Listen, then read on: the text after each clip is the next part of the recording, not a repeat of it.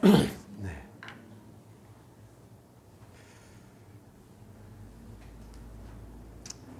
여러분이 매주마다 또 일어나서 예배를 다 같이 드리고 있습니다. 하나님은 우리를 날마다 새로운 은혜를 베푸신다는 사실을 여러분 아셔야 됩니다. 그리스도 안에 있으면 새로운 피조물이 되어서 천국을 향하는 성도들의 살아있는 신앙은 반드시 날마다 베푼 은혜가 다릅니다. 그래서 어제 은혜가 다르고 오늘 은혜가 다릅니다. 그래서 예배를 드릴 때 여러분 나가 오늘 은혜 받으러 왔다, 그리고 새로운 은혜를 받으려고 왔다 하는 그런 심정으로 예배에 임하시기를 주님의 이름으로 부탁드립니다. 달라집니다. 왜냐하니까 제 경험으로도 날마다 베푸시는 은혜가 새롭습니다.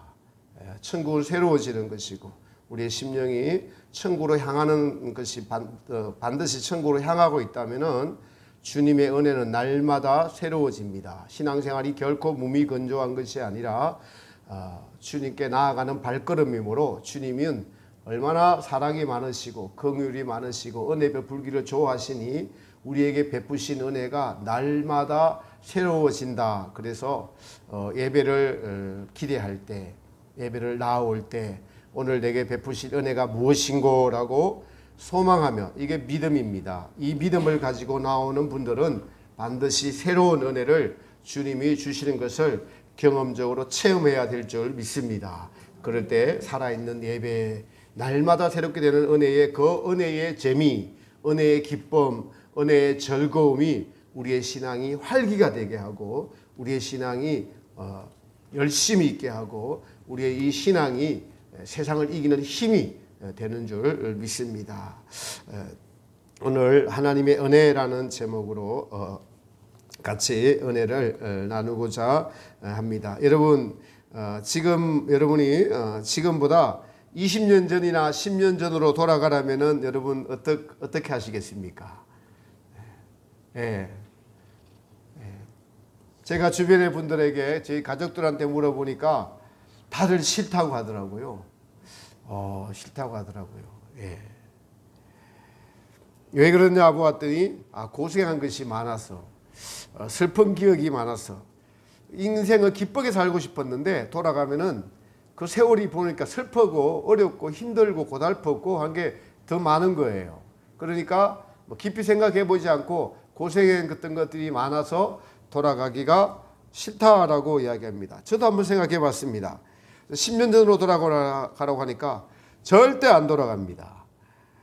왜냐하면 지금 주시는 이 구원의 은혜에 하나님을 아는 기쁨, 그리고 천국에 대한 소망, 물론 지금 같은 믿음으로 가라면 돌아갈 것 같아요.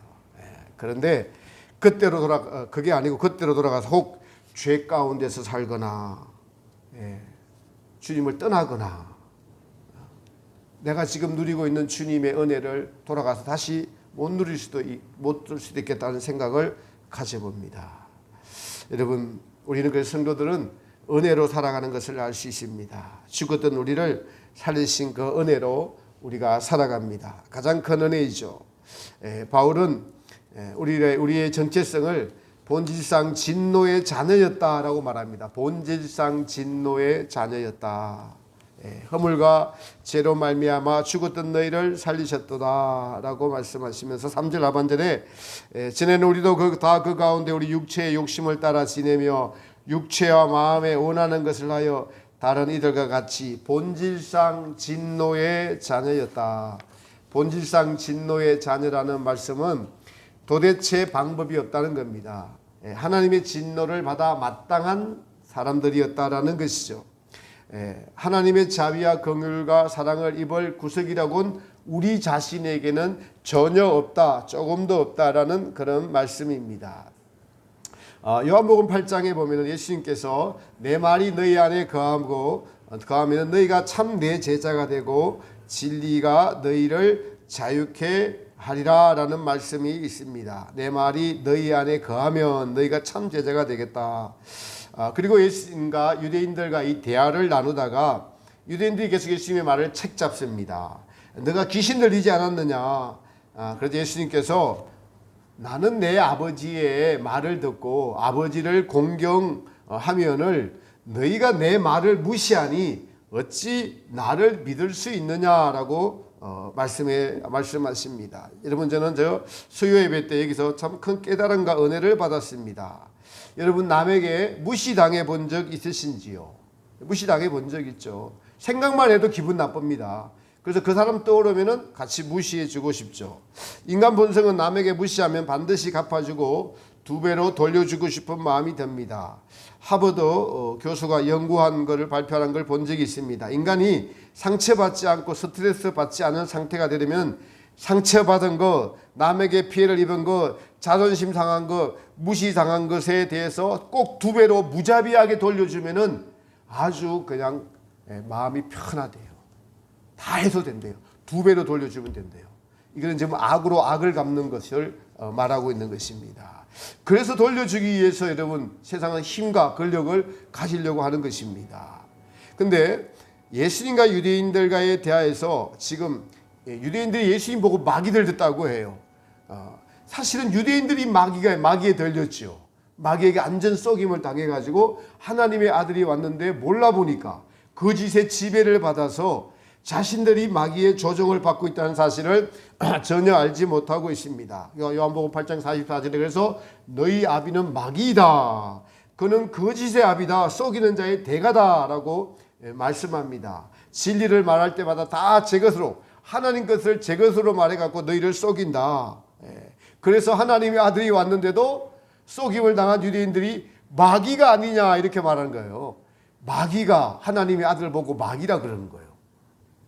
얼마나 놀라운 일입니까, 여러분. 그래서 우리가 속고 살기가 쉽다는 사실. 여러분, 속고 살면 못 견딥니다. 그런데도 우리가 속고 살고 있다는, 많이 속고 살고 있습니다. 마귀에게 이 유대인들이 완벽하게 속고 있습니다. 주님의 은혜의 깨달음이 아니면 우리도 속고 살 수 있습니다. 그 유대인들을 향해서 너희가 왜 그러냐면은 내 말을 듣지 않고 너희가 나를 무시하는도다. 하나님의 아들이 왔는데 그 아들을 보니 무시한다는 거예요. 저는 이 대목에서 하나님의 은혜가 아니면 깨달을 수도 없고 예수님을, 하나님을, 성령님을 알 수도 없는 것이 인간이구나라는 것을 알게 되었습니다. 유대인들이 예수님의 말씀의 뜻을 알지 못하니까 도리어 예수님을 무시합니다. 창조주가 이 땅에 와서 지금 무시를 당하고 계시죠. 그런데 내 말을 무시하니, 이 무시라는 단어가 제게 와닿았어요. 여러분, 우리는 우리 관점에서 모든 것을 생각합니다. 주님의 말씀에 대해서 우리 관점에서 순종을 하느냐 안 하느냐, 우리 관점이에요. 우리 관점. 이 관점에서 살았습니다. 성경은 또 순종하라고 하고요. 근데 우리 관점에서 설명을 해야 좀 알아들으니까 순종하라고 한 것이죠. 예수님 관점에서 지금 뭐라고 말씀하세요? 너희가 나를 무시한다고 해요. 무시. 제가 지금 본질상 진노의 자녀를 설명하고 있습니다. 피조물들이 하나님의 아들이 왔는데 무시하고 있어요. 이게 본질상 진노의 자식들이죠. 예수님이 무시를 당하는 것입니다. 예수님이 말씀하면은 그 말의 진정성이나 진실성이나 저 사람이 하는 말을 좀 들어보니 진짜인 것도 같아, 뭐 이런 생각도 가지지 않고 자기들의 욕심에 꽉 사로잡혀가지고 전혀 귀 기울여 들으려고 하지 않습니다. 들을 기도 없고 들으려고도 하지 않는 그 마음, 어둠이고 욕심에 지배되어 있는 마귀의 마음, 본질상 진노의 자녀들의 마음이었습니다. 마귀의 자녀들이 예수님을 보고 너 마귀의 자식이지 라고 하고 있는 거예요.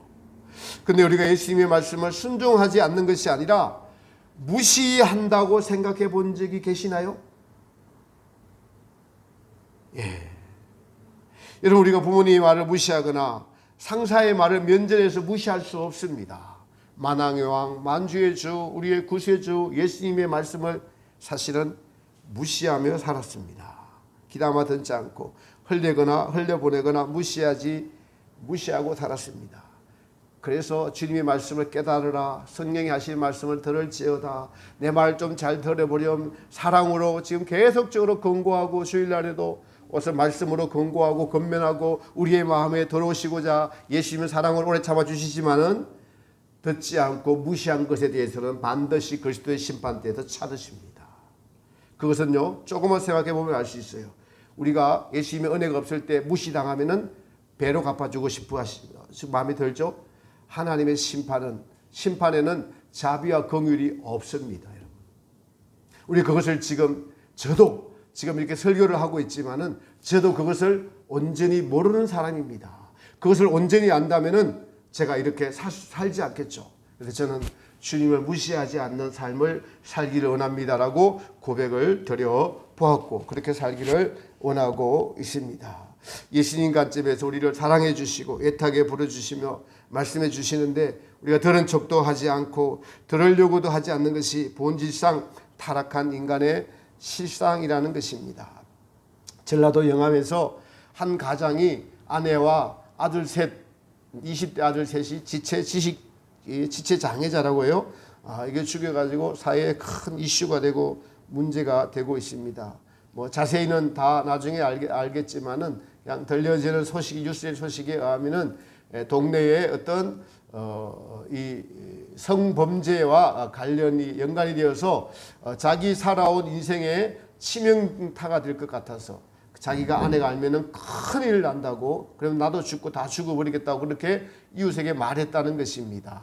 그래서 그분이 이웃의 평판이 좋았다고 해요. 눈 오면 눈 다 치우고 동네 사람들 위해서 아주 수고하고 희생하는 분이었는데, 그런 성범죄에 연루되어서 이제 재판을 받아야 되고 하고 하다 보니까 견디지 못해 가지고 다 아내와 자녀들 셋을 살해하고 자신은 농약을 먹고 죽었습니다. 이런 것들을 보면서 자기 나름대로 열심히 살고 사람에게 인정받으려고 살았던 것이 무너지니까 순식간에 한 인간의 그리고 그 가정이 비극적으로 결말이 나는 타락한 인간들의 실상을 우리는 지금 현실의 세계에서 보고 있는 것입니다. 이러한 우리들을 주님의 은혜로 허물과 죄로 죽었던 우리를 살리셔서 이 자리까지 오게 한 것이 얼마나 크신 주님의 은혜입니까? 우리 자신을 살펴봅시다. 우리 행실을 보면은 우리는 지금도 천국 백성의 자격이 전혀 없는 진노의 자식들이었습니다. 선을 행하기보다는 자신을 위해서 살고 아직도 여전히 자기중심적인 게 있고 이웃의 아픔을 돌아볼 줄 모르고 주님보다 세상이 더 좋은 것들이 있는 구원을 받을 수 있는 여지가 나 자신을 들여다보면은 우리에게는 하나도 없는 존재들이죠. 이처럼 우리는 본질상 진노의 지옥 백성이었음을 기억해야 됩니다. 우리의 이 기억과 이 생각이 우리를 하나님의 은혜에 머물게 하고 떠나지 않게 할 수가 있는 좋은 밑거름이 되는 것입니다. 내가 그런 자였다. 그래서 이 은혜가 저와 여러분들에게 항상 머물 수 있기를 주님의 이름으로 축복합니다. 이 은혜에 머무는 것은 그 큰 사랑을 깨닫는 것입니다. 4절 5절 우리 한번 같이 읽어보겠습니다. 시작. 긍휼이 풍성하신 하나님이 우리를 사랑하신 그 큰 사랑을 인하여 허물로 죽은 우리를 그리스도와 함께 살리셨고 너희는 은혜로 구원을 받은 것이라. 아멘. 하나님의 그 크신 사랑이 우리를 살리심이 가장 큰 은혜입니다.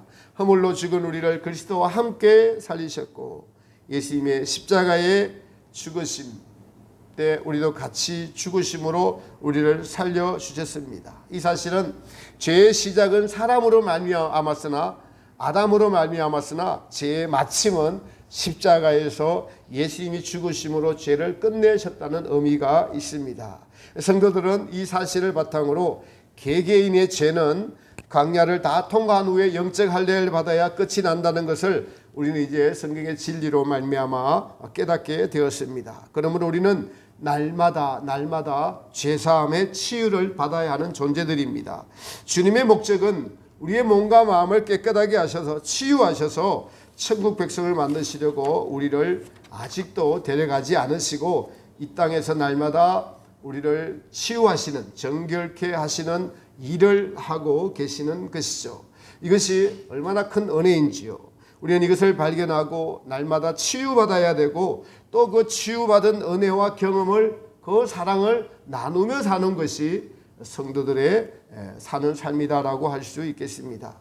여러분, 육체가 병들면은 아프죠. 간단한 감기는 우리가 이길 수도 있습니다. 그러나 대부분은 아프면 병원에 가야 하죠. 며칠 전에 병원 응급실에 다녀온 적이 있는데 다양한 환자들이 들어오더라고요. 어떤 환자는 아직 60대 초반인 것 같은데 산소호흡기를 끼고 있으니까 가족들이 따라와가지고 막 울더라고요. 상황이 좀 심각해 보였습니다. 치유받으러 병원에 오죠. 어떤 환자는 여자분이시던데 혼자 들어와서 그냥 거기 병 침상에 눕더라니까. 혼자 들어와서 눕더라고요. 그런데 그분은 어떤 증상이 딱 나타나면 좋지 않으니까 스스로 상태를 아니까 좀 지혜로운 분이죠. 그렇게 들어오더라고요. 우리가 이렇게 육체가 치유받아야 우리 몸이 건강하게 살 수 있습니다. 마찬가지로 우리의 영혼도 하나님은 우리를 날마다 우리에게 치유하고 우리 영혼을 살려주시고 치유하시려고 우리를 지금도 죄에서 구원해 주시고 치유해 주시고 정결케 해 주시기를 원하시는 분이 우리 하나님이십니다. 가장 좋은 치유의 방법은 회개입니다. 가장 좋은 치유의 방법이 뭐라고요? 회개라고요. 회개를 하면 우리의 영혼은 모든 병에서 치유함을 받습니다. 회개도 성령님이라는 의사의 진단과 치료로 이루어지는 것이 회개입니다.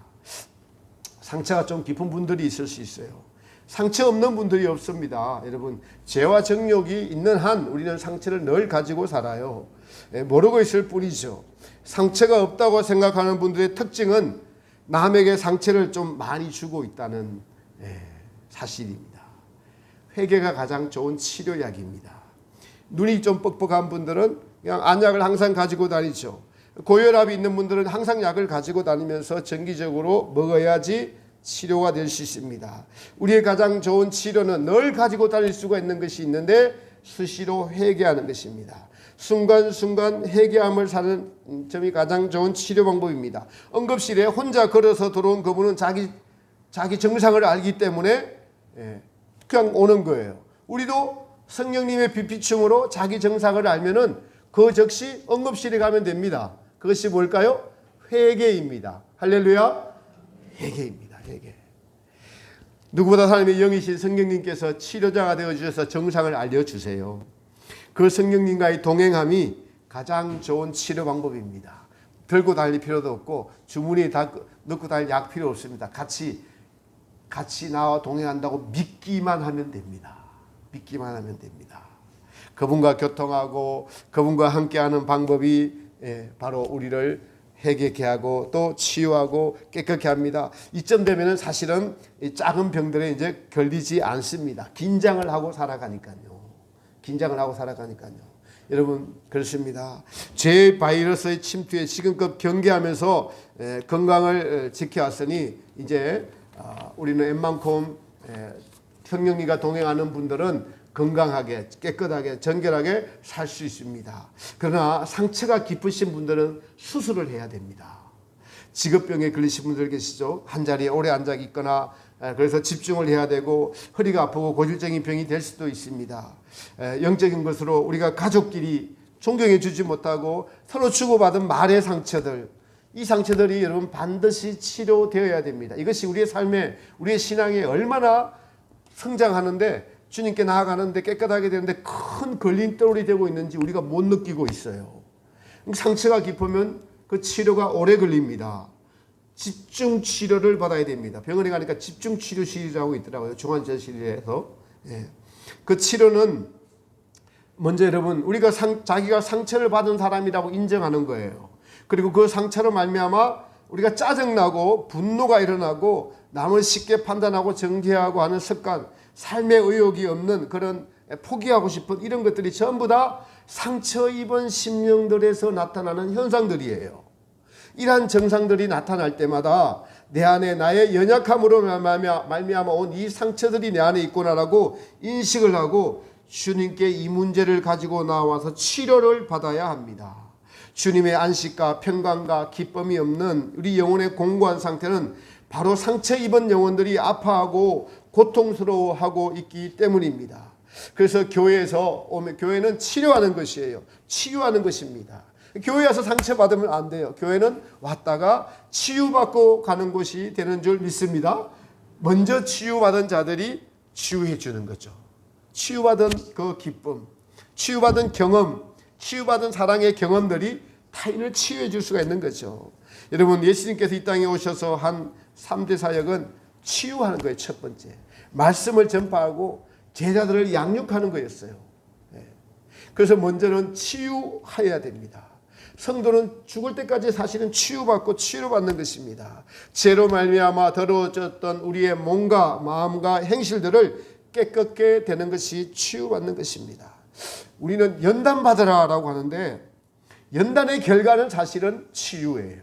마음과 행실의 정결함입니다. 그런데 연단만 받고 치유가 안 된 분들이 많다면은 연단의 진리를 잘못 이해해서 우리가 잘못 이해하고 오해하고 있는 경우가 있더라고요. 이 유대인들이 바리새인과 서기관들이 예수님의 말씀을 자기 이식으로 오해를 해서 하나님의 아들이 왔는데 알지도 못하고 도리어 마귀의 자식이라고 정죄하지 않습니까? 우리도 진리의 말씀을 자기식으로 받아들이면은 연단이라는 진리를 자기식으로 받아들여 가지고 제가 하는 대표적인 폐해가 뭐냐니까 나 연단받고 있어라고 자기를 합리화하면서 거기 속에서 안 빠져나와요. 연단의 목적은 치유하고 정결함에 있는데 나 연단받고 있으라고 하면서 안 빠져나와요. 거기에 계속 머물러 있을 수가 있어요. 우리는 매우 심각한 이게 중병이 되는 거예요. 중병에 걸린 분들을 제가 주변에서 봅니다. 중병에 걸려 있어요. 잘못된 사상과 누룩들이 지배하고 있습니다.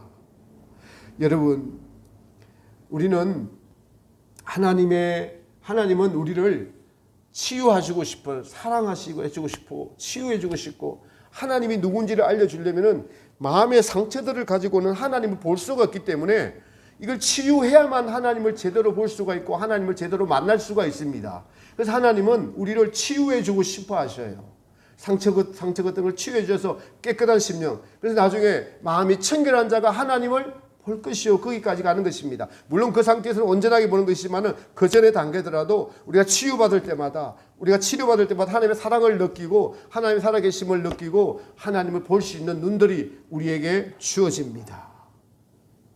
우리의 상처가 깊으면은 수술해야 되고 수술에 후유증이 있고 매우 조심스럽게 건강을 회복하듯이 우리의 마음의 상처의 내면을 들여다보려면 성령님의 빛비춤이 있어야 합니다. 그래서 말씀으로 우리를 조명해보는 묵상의 삶이 날마다 있어야 됩니다. 이 침묵과 묵상의 삶이야말로 우리의 병과 바이러스, 영적인 건강을 해치는 모든 것과 날마다 싸우고 그리고 물리치고 성령님의 충만으로 살아가게 하는 건강한 영적인 삶의 원동력이라고 할 수가 있겠습니다. 이렇게 우리가 본질상 진노의 자녀에서 주님으로부터 날마다 치유를 받고 그 사랑을 깨닫고 은혜를 받고 난 뒤에 주님이 하시는 일은 보니까 우리를 6절에 보니까 함께 일으키사 그리스도 예수 안에서 함께 하늘에 앉히시니 천국의 하늘의 소망을 주신다라는 것입니다. 허물과 죄로 말미암아 본질상 진노의 자식이던 저희를 구원해 주셔서 치료해 주시는 주님의 목적은 우리를 천국으로 인도해 가셔서 여러분 영생 복락을 주시려 함이십니다. 이처럼 하나님의 은혜는 우리를 진노의 자식에서 구원해 주셔서 치유와 회복을 주시고 더 궁극적인 목적인 하늘의 소망, 천국의 소망을 주시는 것을 믿으시기 바랍니다. 소망은 우리에게 기쁨을 줍니다. 여러분 그 사람도 세상에서의 소망이 있어도 얼굴이 밝아요. 소망에 있으면은 밝습니다. 그래서 월급 타는 날이 제일 기쁜 거예요. 얼굴이 밝습니다. 진짜 기쁨은 천국에서의 기쁨 아니겠어요? 우리의 소망이 천국의 기쁨은 얼굴이 밝게 되어 있습니다. 기쁘게 되어 있습니다. 그리스도인들이 세상에 속해 있으나 세상의 즐거움은 이제 안개와 같은 것을 점점 깨닫게 되죠. 그러므로 우리는 하늘에 소망을 두는 기쁨이 우리와 함께하는 것입니다. 기독교 신앙은 사랑의 그 깊이에 있는 것은 기쁨입니다. 기쁨. 올바른 신앙은 주님과 나와의 관계가 올바르게 형성이 되면 우리가 포도나무에 붙어 있으면 반드시 기쁨이 있습니다. 요한복음 15장에 예수님께서 포도나무 비유를 통해서 너희가 내 계명을 지키면 내 사랑 안에 거하리라. 내가 이것을 너희에게 이르면 너희 기쁨을 충만하게 하려 함이니라. 우리의 영혼이 치료를 받고 주님의 사랑을 알면은 반드시 기쁨이 충만하게 따라옵니다. 할렐루야. 기쁨이, 이것이 근원이 돼요. 살아가는 힘에. 신앙의 근원, 신앙의 기쁨, 신앙의 동기, 신앙의 힘. 반드시 치유받으면 기쁨이 오게 되어 있습니다. 천국의 기쁨, 주님을 아는 기쁨, 주님과 교제하는 기쁨. 그래서 기독교 신앙의 근원은 사랑이고 이 사랑은 반드시 기쁨과 동행합니다. 은혜와 평강이 우리에게 임함이 기쁨이 있는 것이죠. 주님이 함께 일으키사 하늘에 앉히는 소망의 기쁨, 주님이 일으키시고 함께 하늘에 앉혀주신다는 이 약속의 사실이 믿겨지는 거예요. 놀라운 말씀입니다. 본질상 저 지옥의 자식들이 천국에 가 있습니다. 우리 주님의 은혜로 세워서 일으키시고 믿음의 삶으로 우리를 인도하셔서 믿음의 결국엔 하늘의 적 천국에 우리를 함께 앉히신다는 주님의 놀라운 사랑의 계획을 사도 바울이 알고 이렇게 나열한 것이 오늘의 말씀입니다. 그러므로 여러분 항상 주님께 치유받는 여러분 되시기를 축복합니다. 우리의 치유받은 영혼은 주님의 살아계신가 그 사랑을 경험함으로 주님으로부터 오는 그 기쁨의 근원인 천국을 같이 주시려는, 천국에 앉게 해주시려는 하나님의 구원 계획의 완결인 천국으로 우리의 시선이 향하게 되어 있고, 그래서 그 기쁨이 우리에게 오게 됩니다. 우리를 향한 계획을 사도 바울을 통해서 이렇게 알려주고 계시죠. 여러분, 치유의 기쁨과 소망이 넘치시기를 축복합니다. 소망이 넘치면 죽음도 두렵지 않습니다. 지금 여러분에게 이 사실을 알려주시고 이것이 사실이다, 믿음의 사실이다, 이 믿음의 사실을 취하라. 치유부터 하라. 본질상 진노의 자녀였다. 치유부터 하라. 치유가 되면 반드시 주님이 보일 것이다. 주님과 동행하는, 성령님과 동행하는 삶이 있을 것이다 라고 말씀하고 있습니다. 저는 이 삶을 삶으로 제 안에서 날마다 새롭게 되어지는 일들이 지금 계속 날마다 진행되고 있습니다. 치유받은 믿음은 반드시 천국으로의 소망의 확신과 더불어 천국이 주는 기쁨을 이 땅에서 경험하게 됩니다. 그리고 마태복음 13장의 보화 비유에서 천국은 어떤 사람이 밭에 감추인 보화를 발견하고 기뻐하여 돌아가서 그 기쁨으로 소유를 다 파는 거예요. 억지로 팔지 말고 기쁨으로 파는 것이 지혜로운 자 아니겠습니까? 기쁨으로 파는 거. 보화를 발견하면 그 기쁨이 따라옵니다. 우리의 이 보화는 예수님께서 천국에서 영생하도록 함께 하시는 그 생명 천국을 의미합니다. 그 천국을 발견하시는 것이 은혜로 되어지는 일들이죠. 네. 말씀의 결론을 맺습니다. 8절의 말씀의 결론입니다. 8절 한번 같이 읽어보겠습니다. 시작. 너희가 그 은혜로 인하여 믿음으로 말미암아 구원을 얻었나니 이것이 너희에게서 난 것이 아니요 하나님의 선물이라. 아멘. 그래서 이 은혜를 사모하시기 바랍니다.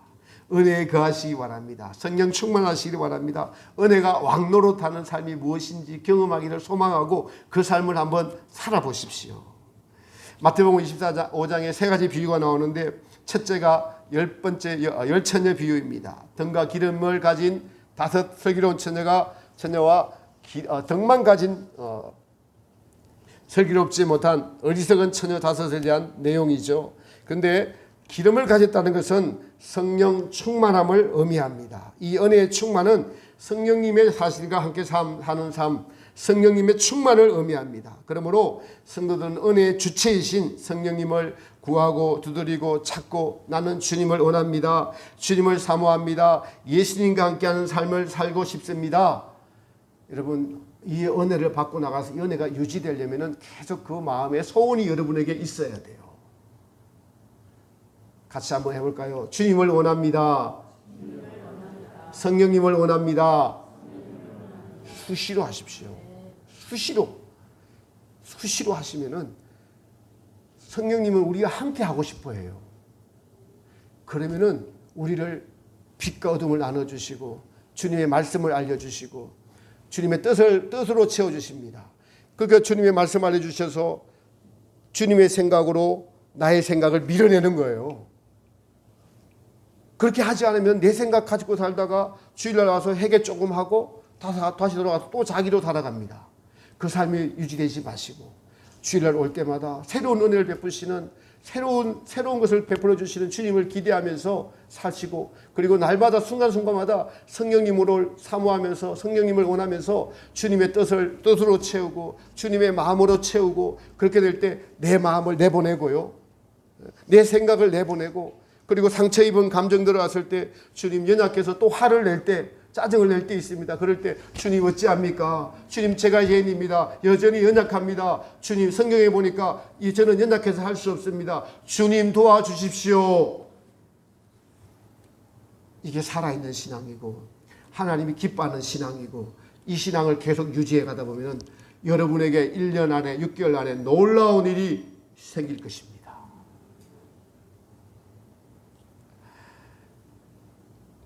묵상하면서 침묵하면서 주님의 마음과 뜻을 알아가고 주님의 뜻과 마음을 알아가는 것이 우리 안에 그분으로 채워가는 거예요.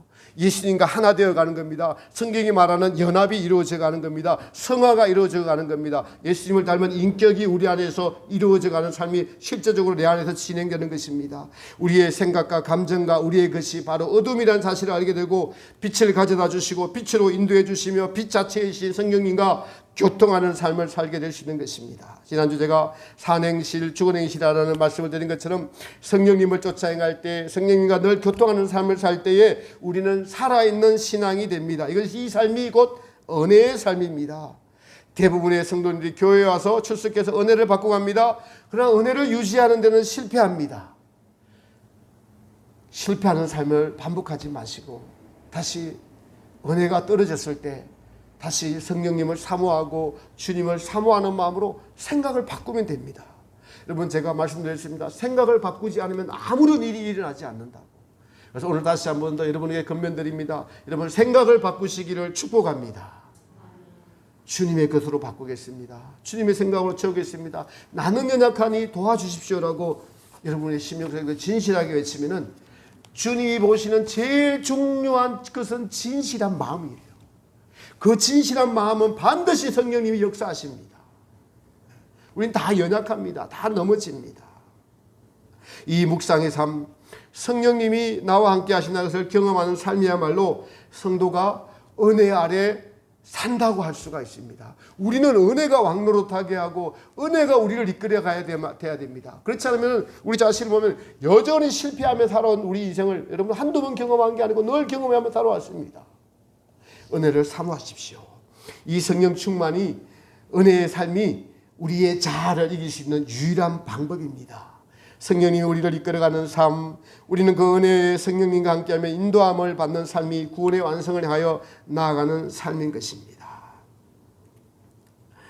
이 은혜로 말미암아 우리의 모난 성품들, 상처 입은 것이 치유될 수 있습니다. 날마다 치유받아야 되고 날마다 깨끗해지는 은혜의 삶이, 우리 상처를 입은 치유받은 그 십자가의 사랑의 은혜로 말미암아 우리가 하나님을 알 수 있고 하나님께 나아갈 수 있고, 그리고 우리의 믿음의 소망이 천국으로 향하게 될 때 그 기쁨이 또 우리를 더 일으켜 세우시고 그 기쁨으로 천국을 향해 나아가게 하십니다.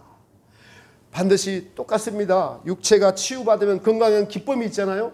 우리의 영혼이 치유받으면은 치유받은 하나님의 사랑과 은혜의 기쁨이 반드시 임하게 되어 있고, 이 기쁨이 삶의 음능력이 될 때 여러분 신앙이 이제는 뛰어가는 것이고 뛰어가다가 날아가는 것입니다. 그 신앙의 삶을 오늘 제가 여러분들에게 소개를 했습니다. 베드로후서 3장 마지막 장에서 사도 베드로는 오직 우리 주 곧 구주 예수 그리스도의 은혜와 그를 아는 지식에서 자라가라라고 말씀하고 있습니다. 우리 영혼이 은혜를 많이 잊고 알면 알수록 예수님에 대해서 더 알아가는 것이죠. 이 은혜를 사모하시기를 주님의 이름으로 축복하며 부탁을 드립니다. 네. 찬송가 310장 찬양 드리며 봉헌하겠습니다.